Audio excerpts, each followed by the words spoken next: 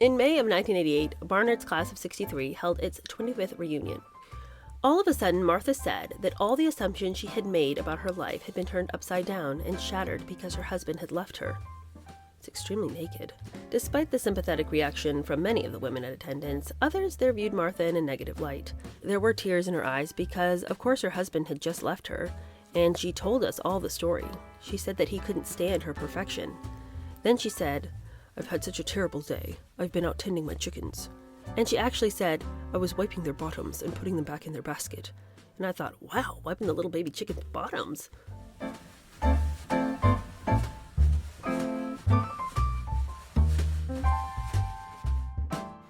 Hello, how are you? Welcome to my channel. My name is Cheer Denise. We're going to keep going in the Martha Stewart book today. Now, if you weren't with us yesterday, you must go back and watch that last episode first before watching this one because it was a gold mine of stories. Martha has lost her mind, and I mean completely lost her mind because Andy has left and she didn't give him permission to do that. How dare. She is telling him wild tales just to get back at him because she tried to be nice to him for like 5 seconds to get him to come back. But when that clearly wasn't working after, second 6, she decided that, well, I guess I'm just going to try to hurt him and punish him because that's the only thing for it. She tells him, remember that dog, Max, that you loved so much? He's dead. She tells him this at some meeting with their attorneys. And he's like, what? Totally gutted. And she's like, yeah, dead. Sorry. Maybe he wouldn't have died if you'd stuck around. Come to find out, Max is alive and well. It was just like crazy story after crazy story. Martha's stalking him now, showing up at his work, slapping him across the face in front of coworkers, threatening to throw his things through the window. She's showing up at the airport to hand him letters, more letters. She's writing him letters every day about how he's the greatest snake in the grass that she's ever met. Vicious, strange, weird, ferocious. Every letter ends with, "This is the last letter I'm ever going to send." And then like the next day there's another one. She's literally losing it. She also is treating the people in her life really terribly, the ones who, against all odds, have stuck around. One of the people that she is abusing to an extreme degree is her friend Kathy Tatlock, who she knew since her modeling days. Kathy had been widowed, and I think one of the reasons she put up with Martha's craziness is because of understanding her own grief at losing her husband, although not through a divorce, but understanding grief.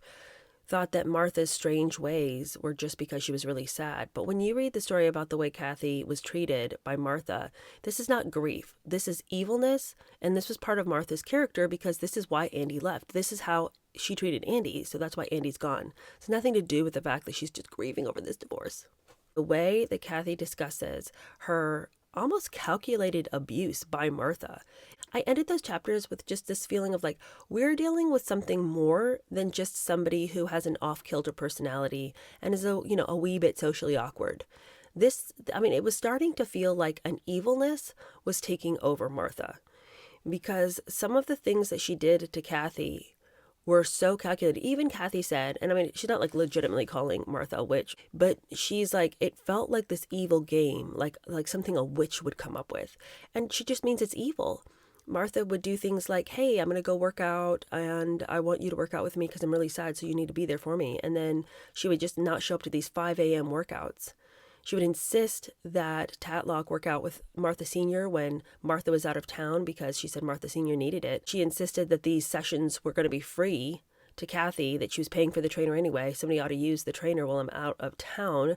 And then at the end of all of this, you're going to need to pay for that trainer. Here's the bill. It was just crazy thing after crazy thing after crazy thing. And just the living arrangements, Kathy had agreed to live on Martha's property. And remember, having been widowed and needing to provide for her children, it was really incumbent upon her that she keep her career afloat, and working for Martha Stewart was a boon, it seemed like. But no. But part of that was living on Martha's property, so she'd be all the more available for these episodes they were making.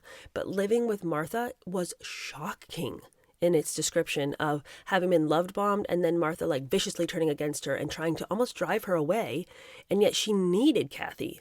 She needed Kathy in order for these episodes to be made. It just made zero sense. And you know why? It's because we're not evil and crazy. And that's why we can't understand what Martha's doing. Craziest episode to date. So if you haven't listened to it, go back and listen to it. But let's get into the crazy for today.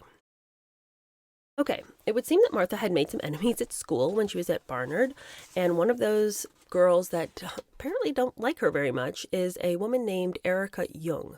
And Erica is going to write a book, and one of the characters is weirdly like Martha, and there's a lot of disdain dripping from the author about this character that she's writing.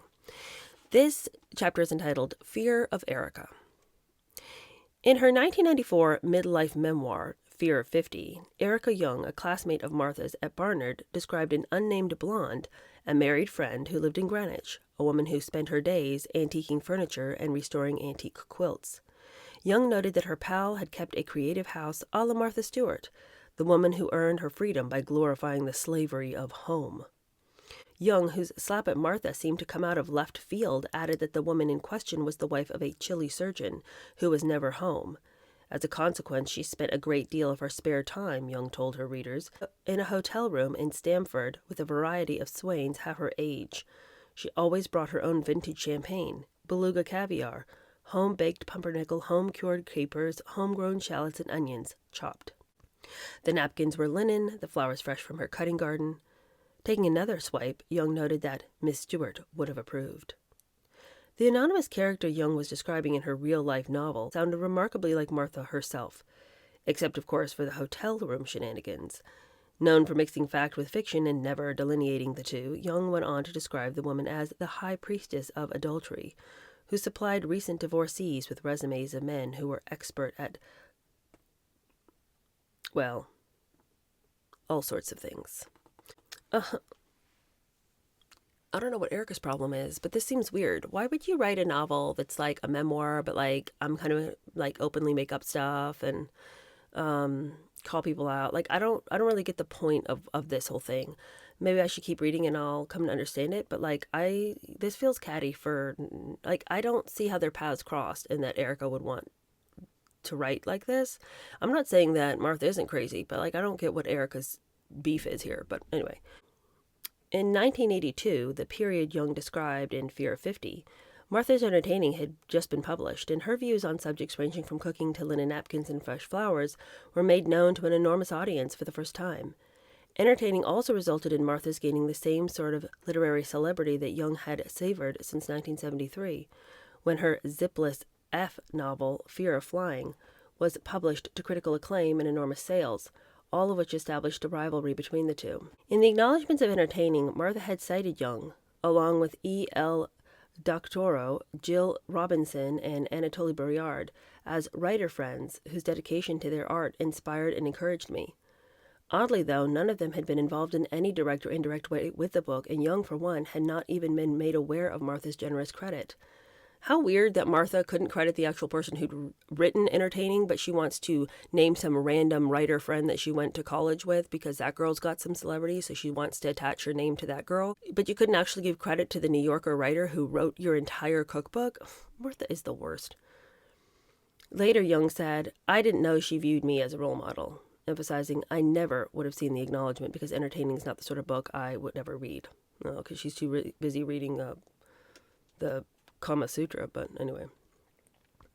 While Martha credited Young as a literary mentor, Young and Martha, now the two shining stars of Barnard's class of 63, had in reality a stormy relationship, and by 1988, with the breakup of her marriage, Martha was shocking confidants by naming Erica Young as one of Andy's lovers. After the split, Martha told me Andy had slept with Erica, stated Wendy Supovitz Riley, who was also an acquaintance and classmate of Young's at Barnard. I was visiting Martha, and she kept saying, he betrayed me. He slept with the kitchen help. He had an affair with Erica. She was ranting on about her anger and being upset.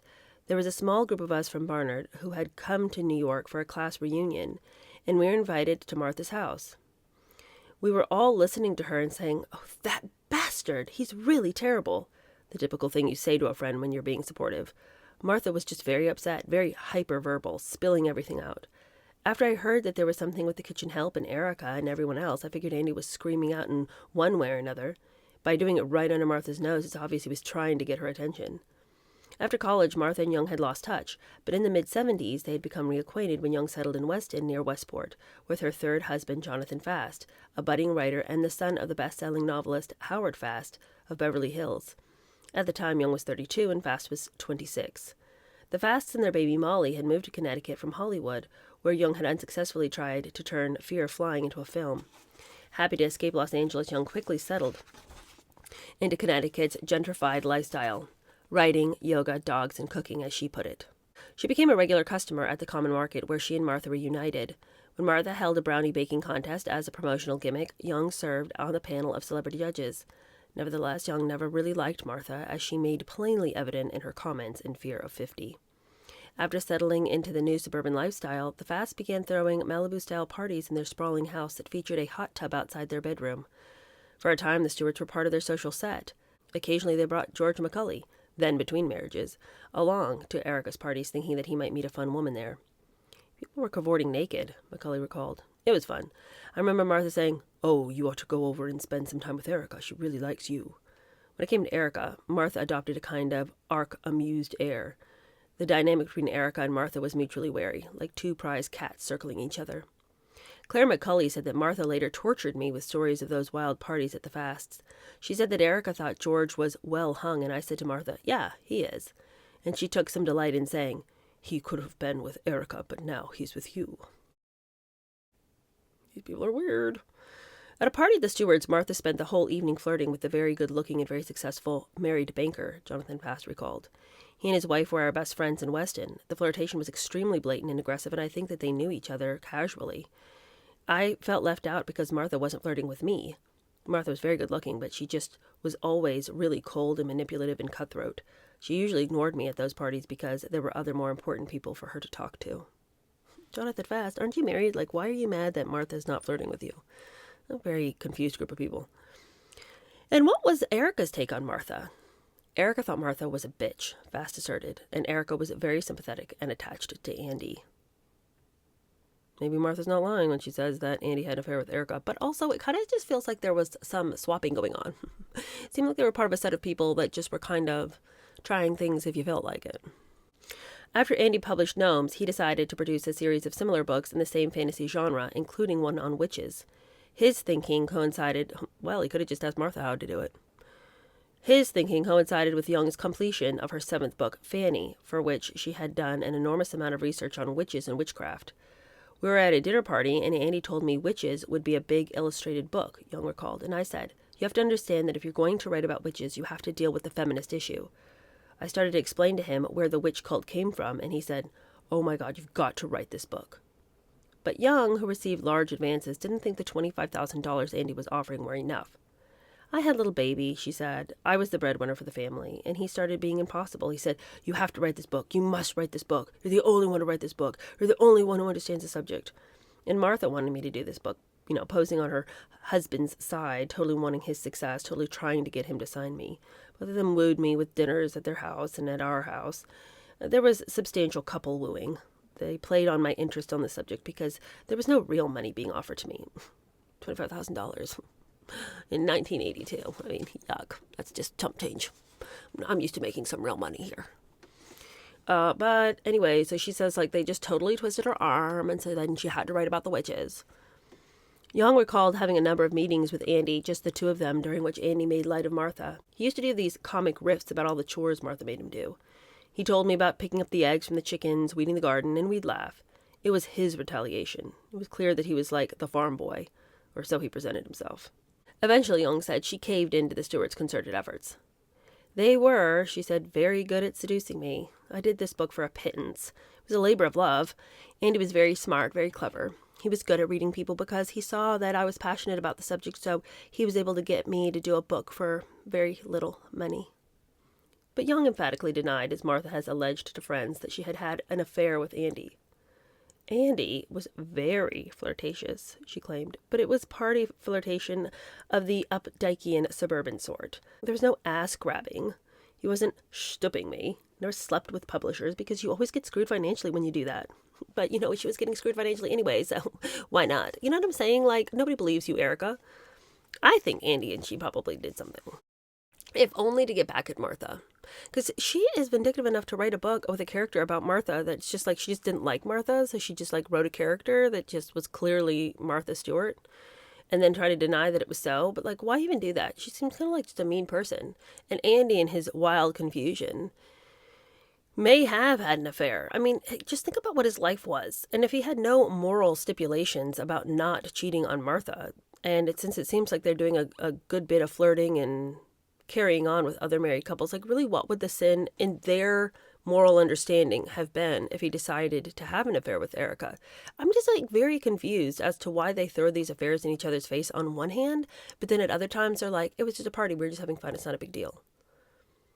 Anyway, this Erica person seems wild as all get out, and so I don't know. I mean, I don't think she would have been opposed to having an affair. But she says that the fact that Martha would be jealous of me, that I can understand. I'm a symbol of her opposite, and people are always irked by their opposites. Her marriage wasn't in good shape. People have seen me, because of my absurd public persona, as this sexual liberator, as sexually threatening. On my gravestone it'll say, she first said zipless F. So to Martha, I would have, been seen as freewheeling and sexual, and so I would have been seen as threatening. It doesn't surprise me to have my name bandied about when a marriage is coming apart. I'm used as a symbol, so maybe that's how the rumor got started. Maybe it is Erica. On the other hand, Young claimed that she had heard that Martha was the one playing around, like the woman she had written about in Fear of 50. I always heard that she was involved with people and she was having a lot of affairs, but every powerful woman who's exposed to the public eye gets a lot of flack. There's been no woman who's been in the public eye who hasn't received slurs and attacks. Any woman who stands out there, whether it's Hillary Rodham Clinton or me or Martha Stewart, we get an unfair shake. It has to do with misogyny, pure and simple. It hasn't anything to do with reality. But Jonathan Fast had a different take on the relationship between his wife and Andy Stewart. I heard that Erica did have an affair with Andy. Erica played a guessing game with me at that point. She said, I've been having an affair with somebody. Who do you think it is? Then I saw Andy at Janet Horowitz's house, and he seemed really embarrassed and sheepish to see me, so I made the decision on that basis, which certainly isn't enough to take a person into court. But he was the only person I could think of who met the specifications. I had no difficulty believing that Erica went to bed with Andy. She'd go to bed with anybody. She had affairs after her marriage, during her marriage, before her marriage. I don't think Erica was a difficult woman to seduce. Meanwhile, Andy told friends, who had also heard the stories about his alleged fling with Young, that there was no truth to them. While Andy had, in fact, acknowledged to Martha past indiscretions, he firmly maintained that Erica was not among them. Andy was really upset, said a Stewart confidant. He said that Erica had called him and asked him to come to her house, and that she was flirtatious and may have even been kind of physical. When I asked him for details, he said, we didn't make love. But he said that he felt that Erica was pretty direct with him. He said he found her bright but not physically attractive. At some point, Andy said he talked to Martha about the rumors. I know he hoped the rumors would go away. At first, he thought that they were being spread by Erica, but then he began to suspect Martha because she was making conflicting comments about him. To some women, she would say he was great in bed and that he was sleeping around, and to others, she'd say he was a dud. One thing about Martha, she never has to be consistent. These people never do. These narcissists will just say whatever. Anyway, in any event, by the time Witches was published, Andy had left Abrams to start Stewart, Tabori, and Chang. At that point, Young and the Stewarts had little if any contact. In the end, it came down to Andy and Erica's word against Martha's. I don't know what to think. I also don't really care. These people are all living these wild lives. Like, this is just a weird, wild, wacky world. I mean, what are people up to? These people have like so much money and so much time on their hands. They're just really creating some problems that need not be. Okay. In May of 1988, Barnard's class of 63 held its 25th reunion. Erica Young didn't attend. She was to be the lead speaker at the class 30th. But Martha, on a panel with several other distinguished class members, did give a talk, one everybody in attendance would never forget. Although Martha graduated in 1964, she considered herself a member of the 63 class. All of a sudden, Martha said that all the assumptions she had made about her life had been turned upside down and shattered because her husband had left her. It's extremely naked, recalled classmate Caroline Birnbaum. Maybe Martha had already talked about her marital problems on talk shows, or maybe she was rehearsing for something that she was going to do somewhere else, which could be the cynical way of looking at it, but that's not the way I felt. What she had to say was extremely intimate, as if it came out unexpectedly because she was back among the people where it all started. She met Andy while she was going to Barnard, and they courted there, and here she was back at Barnard. It was a very, very intense experience. The general reaction from everyone there was very sympathetic. She was in tremendous pain, and she was very open about it and was probably quite astonished at what she'd done. was very emotional. On the other hand, there are other things to talk about at a reunion, but what was so funny was that suddenly she stopped talking about her marital problems and started talking about her baby chickens, and how she felt it necessary to wipe their bottoms every day. Obviously, it was very humorous to all of us, because clearly Andy was tired of it. Despite the sympathetic reaction from many of the women in attendance, others there viewed Martha in a negative light. One of them said later, "We felt she was nothing but an ultra-upscale Betty Crocker." There seemed to be tears in her eyes, almost as if she were an actress. Indeed, there were tears in her eyes because, of course, her husband had just left her, and she told us all the story. She said that he couldn't stand her perfection. Then she said, "I've had such a terrible day. I've been out tending my chickens." And she actually said, "I was wiping their bottoms and putting them back in their basket." And I thought, wow, wiping the little baby chicken's bottoms. The part she wasn't telling was that it looks cute and was probably photographed. Martha spent most of that emotionally draining day and evening at Barnard virtually epoxied to her friend Wendy Supovitz Riley. They actually shared the same chair at the table for most of the day.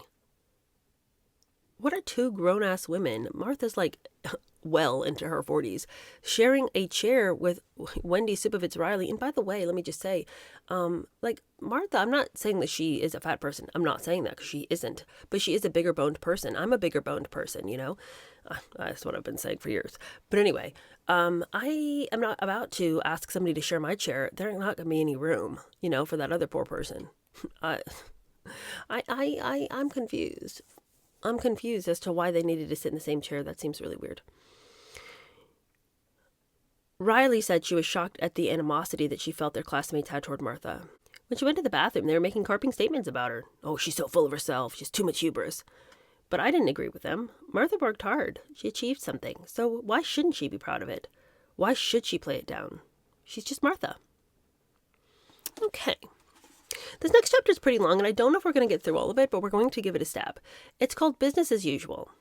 What is business as usual? Because I feel like Martha keeps changing before our very eyes. Shapeshifter. But I guess they just mean that she's going to continue to work herself to death and be mad that everybody else can't keep up with her. Okay, through the end of 1988, all 1989, and into the summer of 90, the Stewart's divorce battle raged behind closed doors. Motions were lobbed back and forth like grenades by the two deeply entrenched warring sides. Andy demanded the return of his personal property, particularly certain of his photographs, which he said were important for professional purposes. Martha ordered that the scope of discovery be limited so as not to cause her embarrassment and damage. She was particularly concerned that the details of her Kmart contract not be revealed. Andy filed a motion for contempt of court, charging that Martha had failed to comply with an order to allow appraisal of personal property. Martha objected to producing certain documents that she claimed were confidential.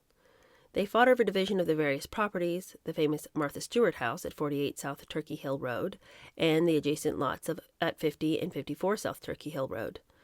The old Adams house in Westport, which was to be the subject of restoration in Martha Stewart's new old house book and video, and became the focus of a local scandal, and the Middlefield house, and the undeveloped land in Salem, New York.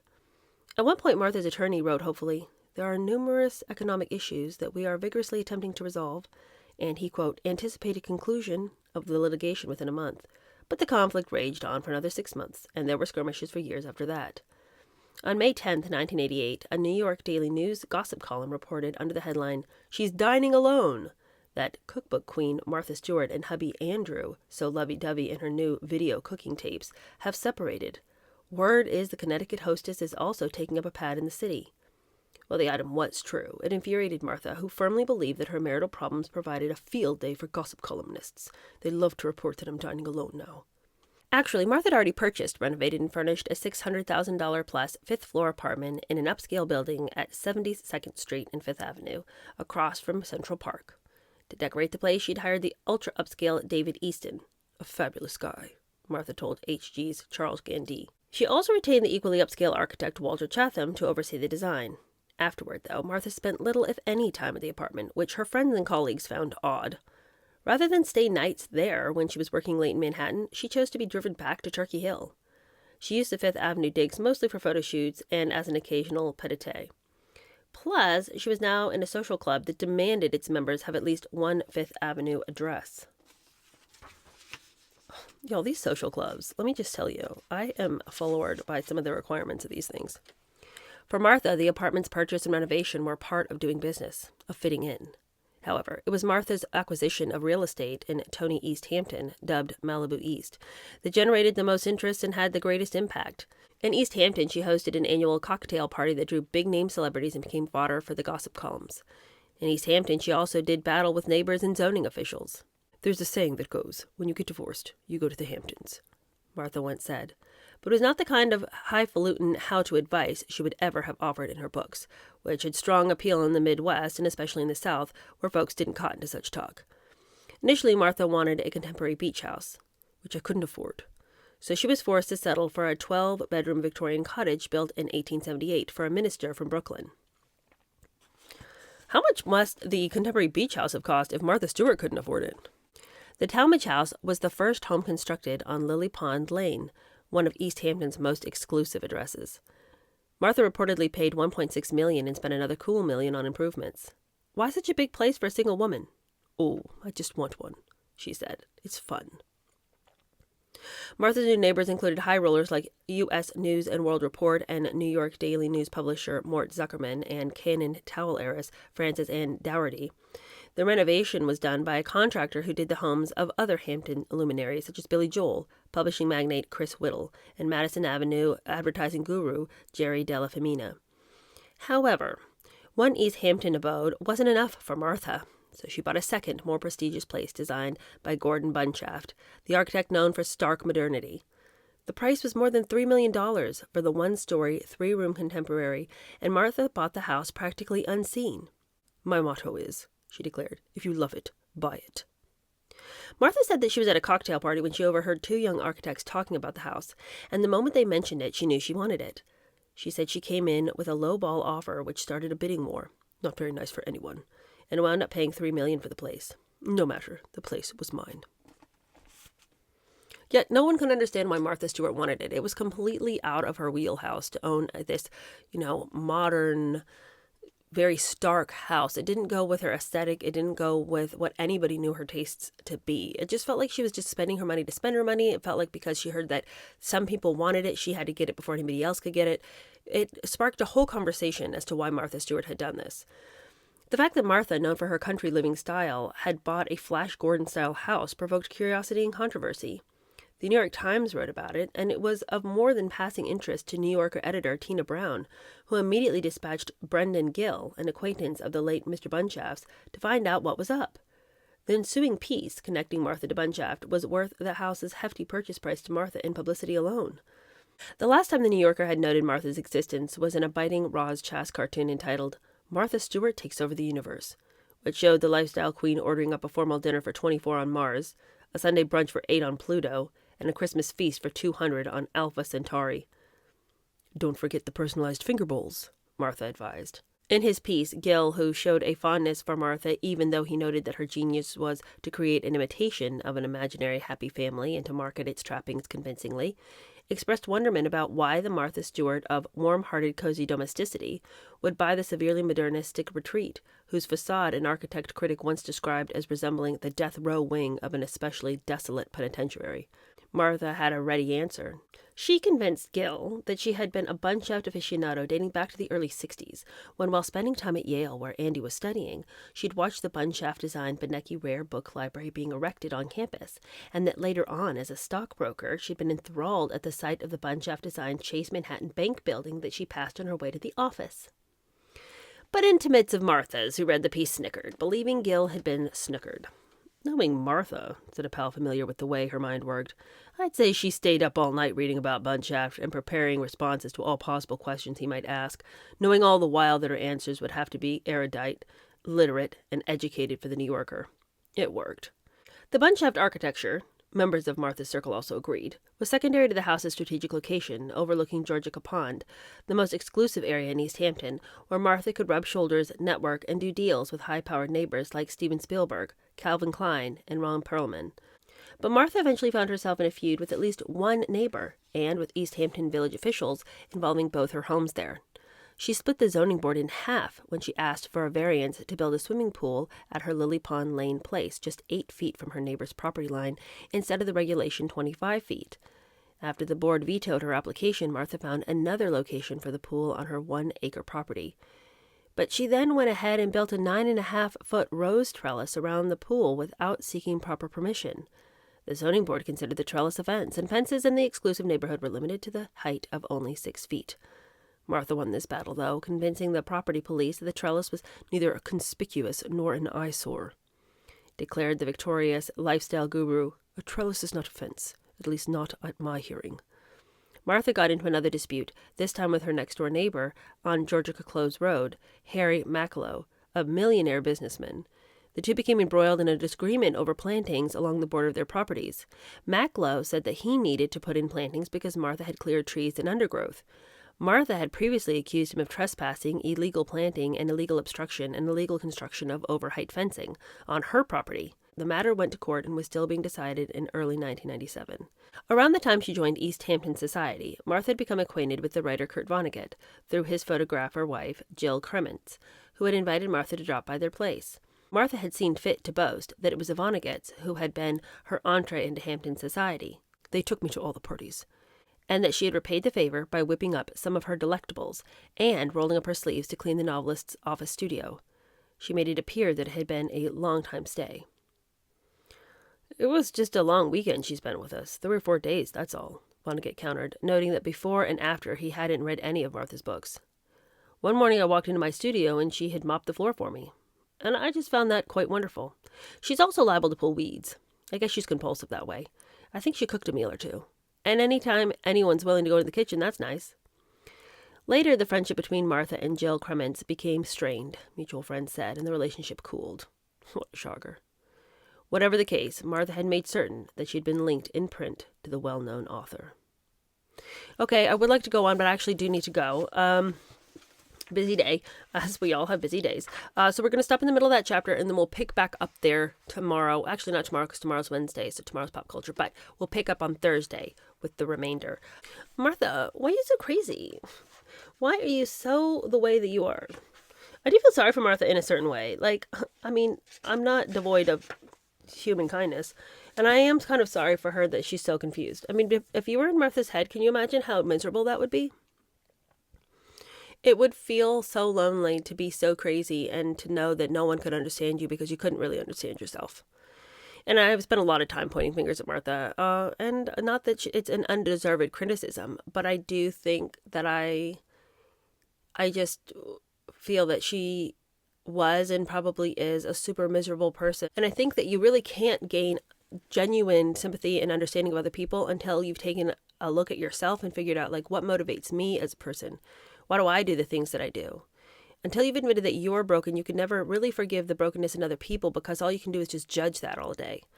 You know, but if you have admitted to yourself, like, I'm a mess too sometimes, then when somebody else acts in a messy way, you can be like, yeah, it hurt when they did that, but I can imagine why they did that. But her lack of insight means she can't have any compassion for anybody else. It means she needs everybody else to always perform for her. Because she's always asking herself to perform. She's not going to give grace to somebody else when she won't even give grace to herself. So I feel bad for Martha because I just feel like to live in a world in which you're lying to yourself all the time about your own foibles and immaturities and inconsistencies and shades and shadows and unpleasantness. When you lie to yourself all the time, how is it that you aren't going to be lying to other people? And how is it that you can live in any kind of world of truth when you live in such a cloak of deception about yourself? And poor Martha. I mean, in all, like, the woman's not dead, you know, she still has life on this earth. She could change her story if she wanted to. But I don't think she's going to change her story without some kind of acknowledgement of the Lord. I feel sad for her because this whole story is the story of someone who's deeply spiritually lost. And there's just no hope. There's just no hope when we, like, I say, she's got to, like, look at and figure out what's going on with her. But I don't mean that in the sense that, like, she's going to be her own savior. I just mean that, like, it makes me sad that she can't see that she has problems. But until she admits she has problems, like, she'd never even be able to admit that she needed God because, like, she really is her own God. But what a horrible, horrible, horrible thing to be your own God. Because you're going to fail yourself all the time. And then to not even be able to admit that you're failing. I mean, what a horrible, vicious cycle. Poor Martha. We honestly, like, I'm like, for real, you guys. Like, if you are a praying person, you should pray for Martha. I should be praying for Martha. She's still alive, and like, she could have, like, the end of her life could be happy. She's in her 80s. It's not like, I mean, she looks fabulous. She's had a lot of work done on her face of late, you guys. But she's gonna have to die at some point, and I think she needs prayer. I think she does. I mean, I don't know who she is now, but if any of you guys saw her on the Netflix series, her persona is very much that is described in this book. So if you're a praying person, like, maybe we should join in prayer and pray for Martha, because I feel like very burdened for her. She's a very, very, very unhappy, confused person. And that comes because she doesn't know. I mean, she clearly doesn't know the Lord. The way she treats people shows that she does not know the love of the Lord. Because you can't know that love and then treat people like that. So anyway, that's just my little word. Maybe we should start praying for Martha. Anyway, I'll see you guys later this week. See you tomorrow. Bye.